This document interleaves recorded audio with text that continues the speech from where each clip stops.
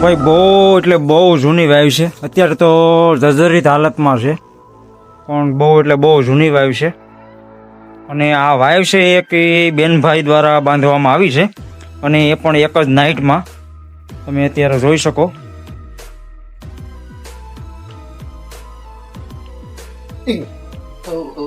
નિરાતે નિરાતે એકવાર ચોક્કસપણે અહીંયા આવજો, જે કોઈ આવો એ.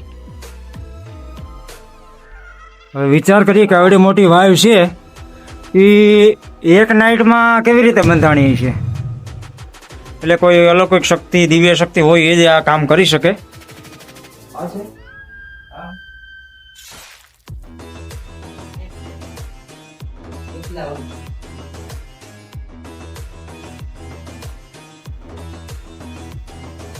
હજી આપણે અંદર જઈએ છીએ, અંધારું પણ છે એટલું બધું અહીંયા થોડુંક, પણ હજી તમને વાયુ છે ને બતાવવા જઈ રહ્યો છું. તો ભાઈ તમે પાણી અત્યારે જુઓ ને,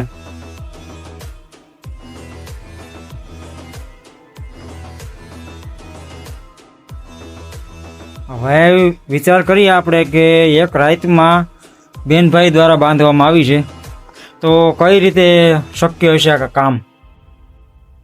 અને પાણી અત્યારે એકદમ ચોખ્ખું અને નીર જેવું દેખાય. અને હજુ પણ આ ગામના લોકો આ પાણી પીવે છે.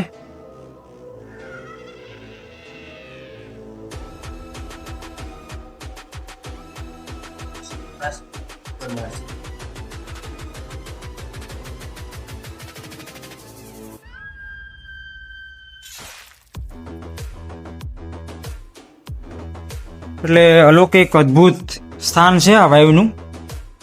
જે પણ કોઈ આવો એ આવજો એકવાર અહીંયા વાયુના દર્શન કરવા.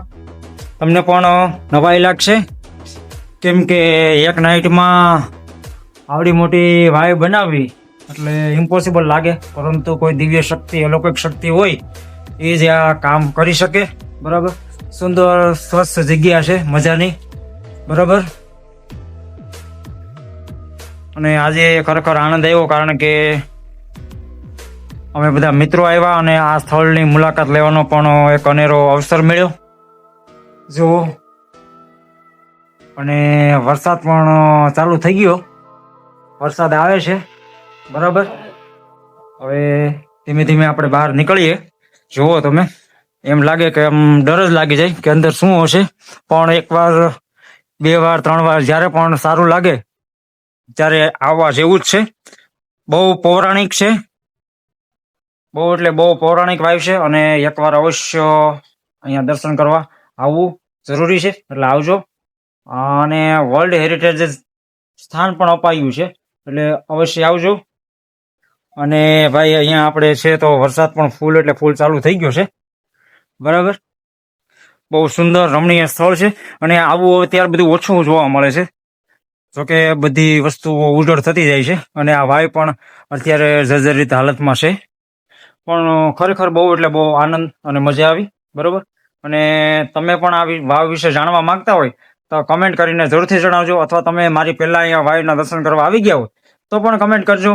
બરાબર. અને આ વાવનું નામ અને આ ગામનું નામ ખબર હોય તો એ પણ જણાવજો કમેન્ટ કરીને. જય શ્રી કૃષ્ણ, જય માતાજી.